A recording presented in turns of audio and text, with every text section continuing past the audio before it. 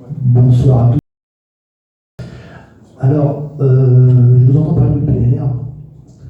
Moi, j'ai quelques inquiétudes en tant que citoyen bruxellois et payant mes impôts. Je voudrais savoir si vous connaissez l'impact sur la prochaine feuille d'impôt dans le cadre d'une intégration de la commune de Bruxelles au PNR. Est-ce que je vais voir ma feuille d'impôt augmenter de 1%, 2%, 3%? Puisqu'on sait pertinemment qu'à partir du moment où on adhère à ce genre de structure, on est forcément contraint, même si vous nous dites qu'il y a des avantages à s'y adhérer. Moi, l'impact que je voudrais voir, c'est sur ma petite personne. Alors, c'est peut-être un peu égoïste, mais bon, quand je reçois ma feuille d'impôt, je regarde la part régionale, la part communale, la part liée à la communauté de communes. Donc, est-ce que vous avez un chiffre? Alors, si j'étais taquin, ce qu'a dit une pièce, je dirais que c'est rien par rapport à ce que tu vas payer en augmentation sur tes ordures ménagères. C'est quelques euros. C'est quelques euros par habitant. Quelques euros. Oui. Combien d'euros? C'est alors 4,50 €, quelque chose comme ça par habitant. Non, jamais de la vie. Non, jamais de la vie. Enfin bon, à mettre en regard avec les combien 60 € qu'on a pris sur la taxe d'ordures ménagères.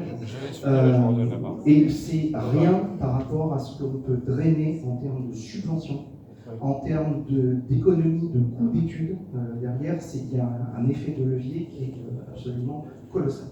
Donc oui, il y a une dépense qui est immédiate, ça c'est absolument évident, mais on va prendre l'exemple de la commune de Forges qui, rien que sa première année d'adhésion au parc culturel régional, avait par les subventions récupéré, je crois, 6 ou 8 ans de cotisation des habitants, rien que la première année par les subventions qu'elle a. Il faut savoir en plus que, alors qu'on est limité en termes de subventionnement public sur les projets communaux, entre la part de la région et la part du département, appartenir à un parc naturel régional nous permet d'augmenter la part qui est finançable par des subventions extérieures.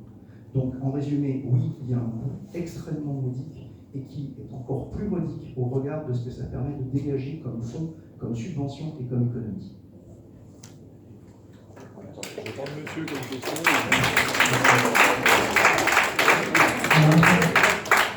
Oui, bonsoir. J'entends qu'on récupère en subvention de la part du parc naturel. Qui finance le parc naturel? Parce que c'est toujours nos impôts, quelque part, qui remettent dans ce pot-là. Oui, tout à fait. C'est pas la question. Non, la réponse elle est simple. Il y a un budget au parc naturel régional. La question c'est est-ce qu'on veut en profiter ou pas? De toute façon, avec ou sans nous, nos impôts financeront le parc naturel régional. Donc, autant en récupérer une grosse partie, non? Si on n'est pas dedans, non?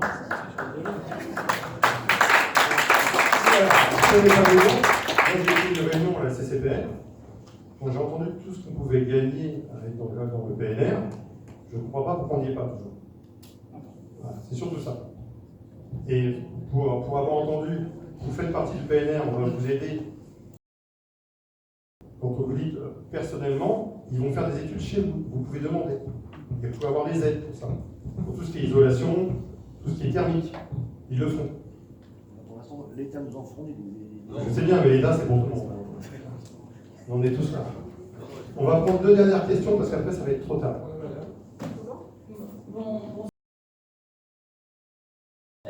J'ai vu une grosse dynamique pour créer plein de choses. Il y a déjà à peu près 50 animations sur Driss à l'année. Vous voulez en créer un peu plus, ce qui est très bien et tout à votre honneur. Moi, je voudrais savoir comment vous allez avoir autant de bénévoles, comment vous allez pouvoir financer autant de personnes pour toutes ces festivités. Mais s'il y a le pige, par exemple, comment vous allez pouvoir financer aussi ce personnel? Voilà. Okay, je donne le pige. Au pige, enchanté. Je ne suis pas le pige.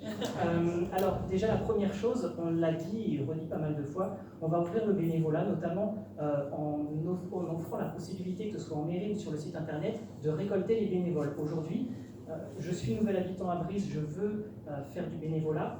Je n'ai pas de structure qui est là pour accueillir mon bénévolat.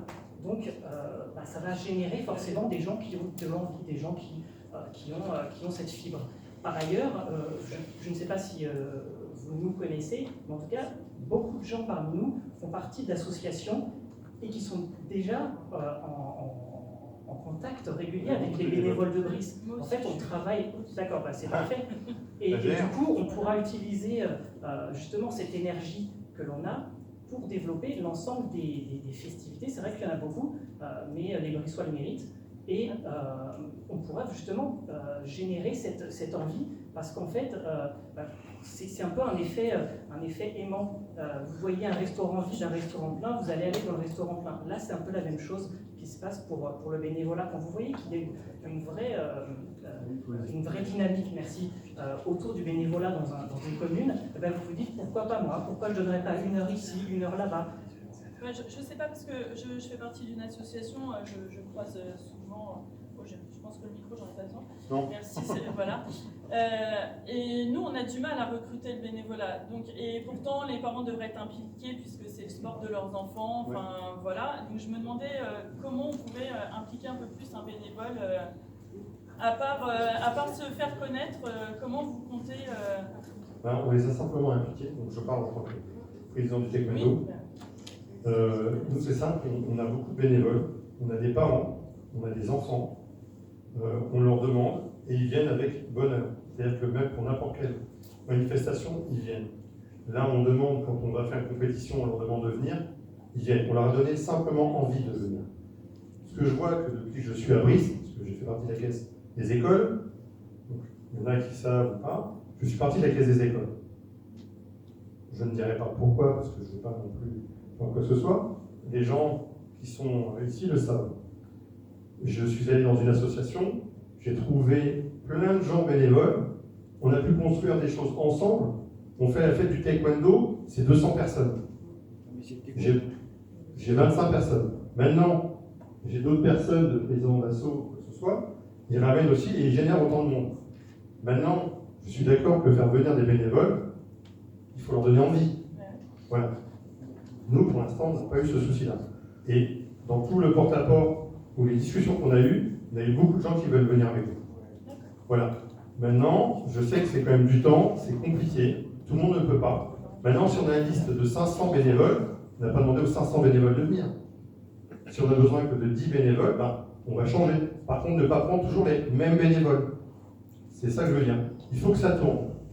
Il faut donner envie aussi aux gens de tourner. Je sais bien. Et il faut essayer d'avancer quand même.